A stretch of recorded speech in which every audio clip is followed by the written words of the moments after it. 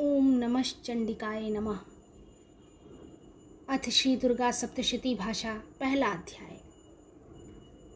महर्षि ऋषि का राजा सूरथ और समाधि को देवी की महिमा बताना। महर्षि मार्कंडेय जी बोले, सूर्य के पुत्र सावर्णी की उत्पत्ति की कथा विस्तार पूर्वक कहता हूँ, सुनो। सावर्णी महामाया की कृपा से जिस प्रकार मनवंतर के स्वामी हुए उसका हाल भी सुनो।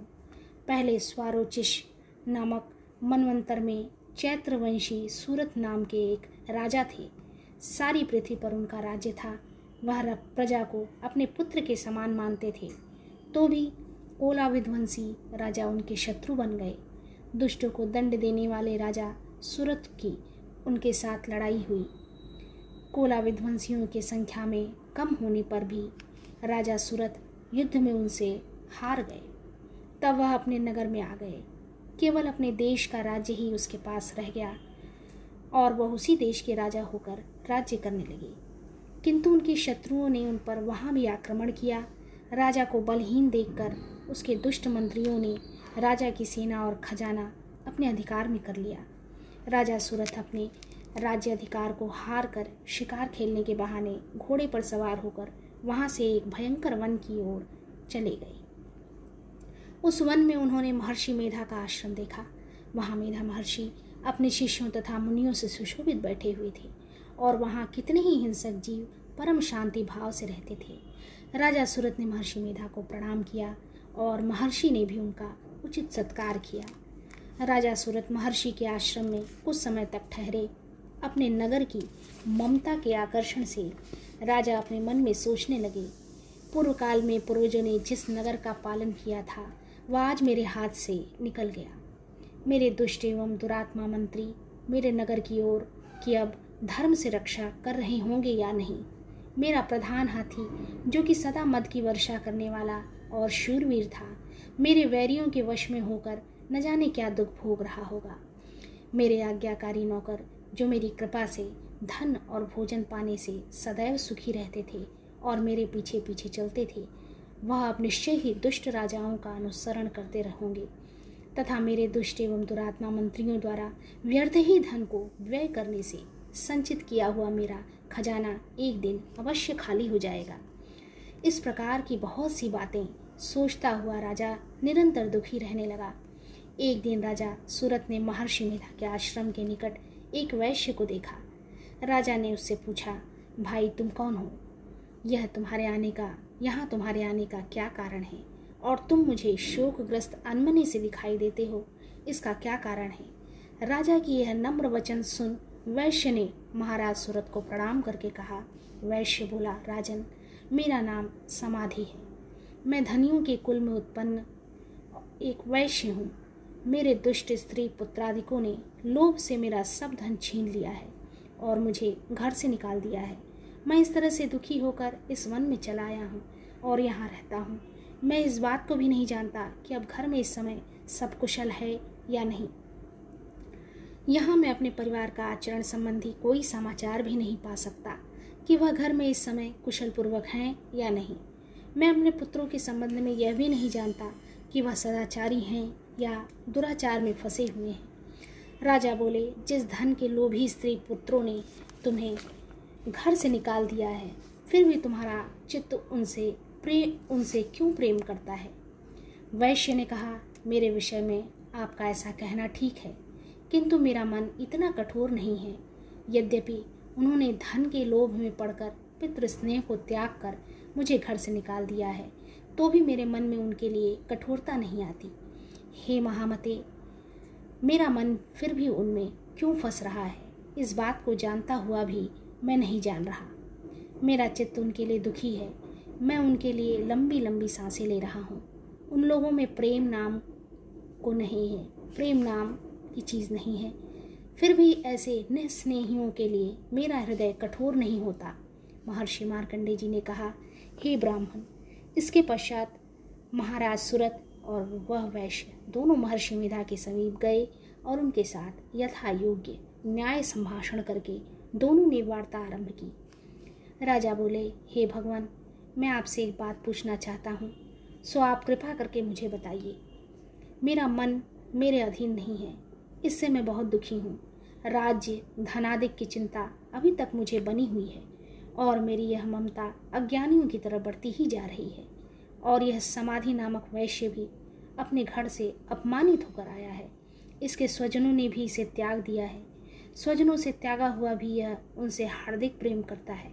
इस तरह हम दोनों ही दुखी हैं। हे महाभाग, उन लोगों के अवगुणों को देखकर भी हम दोनों के मन में उनके लिए ममता जनित आकर्षण उत्पन्न हो रहा है। हमारे ज्ञान रहते हुए भी ऐसा क्यों है? अज्ञानी मनुष्यों की तरह हम दोनों में यह मूर्खता क्यों है? महर्षि मेधा ने कहा, विषम मार्ग का ज्ञान सब जंतुओं को है। सबों के लिए विषय पृथक पृथक होते हैं। कुछ प्राणी दिन में नहीं देखते और कुछ रात को, परंतु कोई जीव ऐसे हैं जो दिन और तथा रात दोनों में देख सकते हैं। यह सत्य है कि मनुष्यों में ज्ञान प्रधान है, किंतु केवल मनुष्य ही ज्ञानी नहीं होता। पशु पक्षी आदि भी ज्ञान रखते हैं। जैसे यह पशु पक्षी ज्ञानी हैं, वैसे ही मनुष्यों का ज्ञान है, और जो ज्ञान मनुष्यों में है वैसे ही पशु पक्षियों में है, तथा अन्य बातें भी दोनों में एक जैसी पाई जाती हैं। ज्ञान होने पर भी इन पक्षियों की ओर देखो कि अपने भूख से पीड़ित बच्चों की चोंच में कितने प्रेम से अन्न के दाने डालते हैं। हे राजन, ऐसा ही प्रेम मनुष्यों में अपनी संतान के प्रति पाया जाता है। लोभ के कारण अपने उपकार का बदला पाने के लिए मनुष्य पुत्रों की इच्छा करते हैं और इस प्रकार मोह के गड्ढे में गिरा करते हैं। भगवान श्री हरि की जो माया है, उसी से यह संसार मोहित हो रहा है। इसमें आश्चर्य की कोई बात नहीं, क्योंकि वह भगवान विष्णु की योग निद्रा है। यह माया ही तो है जिसके कारण संसार मोह में जकड़ा हुआ है। यही महामाया भगवती देवी ज्ञानियों के चित्त को बलपूर्वक खींचकर मोह में डाल देती हैं और उसी के द्वारा संपूर्ण जगत की उत्पत्ति होती है। यही भगवती देवी प्रसन्न होकर मनुष्य को मुक्ति प्रदान करती हैं। यही संसार के बंधन का कारण है तथा संपूर्ण ईश्वरों की भी स्वामिनी है। महाराज सूरत ने पूछा, भगवान, वह देवी कौन सी हैं जिसको आप महामाया कहते हैं? हे ब्राह्मण, वह कैसे उत्पन्न हुई और उसका कार्य क्या है? उसके चरित्र कौन कौन से हैं? प्रभु, उसका जैसा प्रभाव हो, जैसा स्वरूप हो, वह सब ही कृपा कर मुझसे कहिए, मैं आपसे सुनना चाहता हूँ। महर्षि मेधा बोले, राजन, वह देवी तो नित्य स्वरूपा है।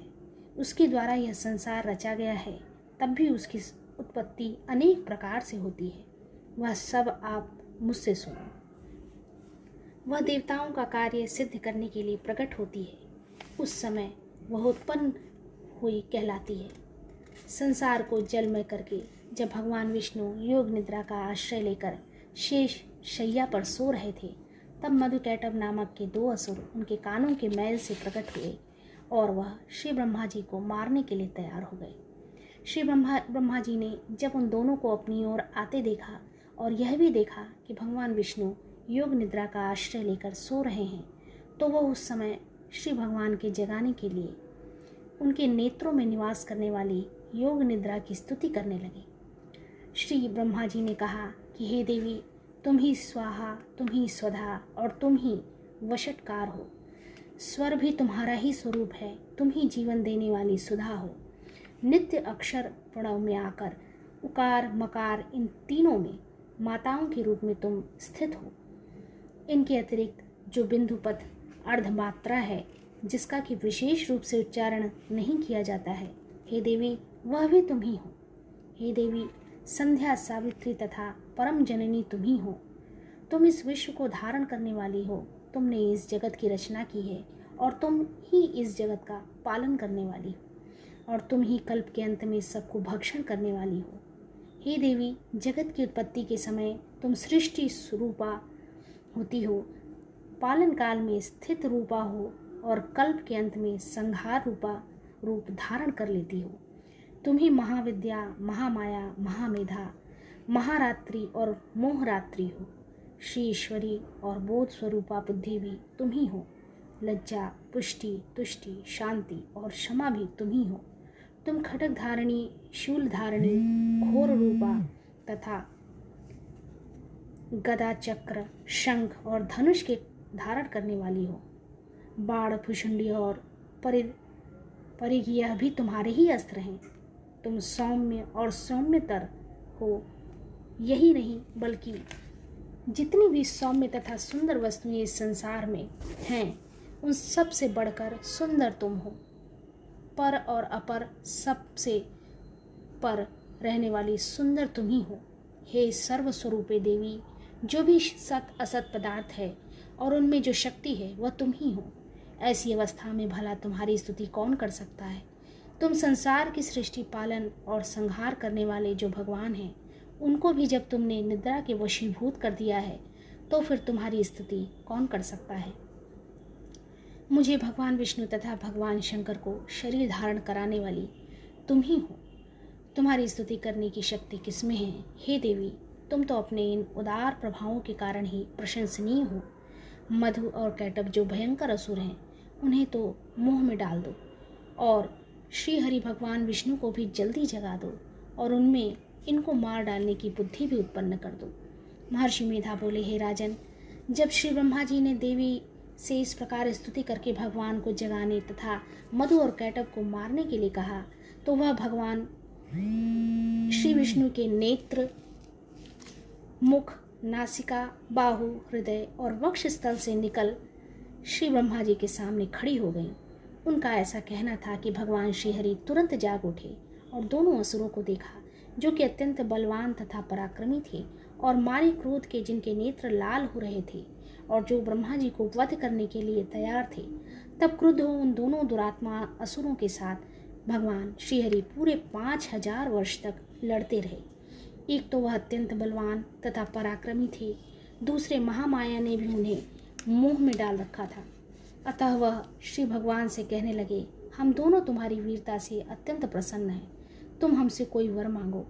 भगवान ने कहा, यदि तुम मुझ पर प्रसन्न हो तो अब तुम मेरे हाथों से मर जाओ। बस इतना सा ही वर मैं तुमसे मांगता हूँ, यहाँ दूसरे वर से क्या प्रयोजन है।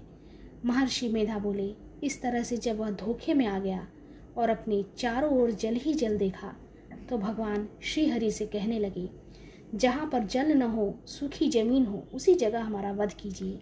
महर्षि मेधा कहते हैं, तथास्तु कहकर भगवान श्रीहरि ने उन दोनों को अपनी जांग पर लिटाकर उन दोनों के सिर काट डाले। इस तरह से यह देवी श्री ब्रह्मा जी की स्तुति करने पर प्रकट हुई थीं।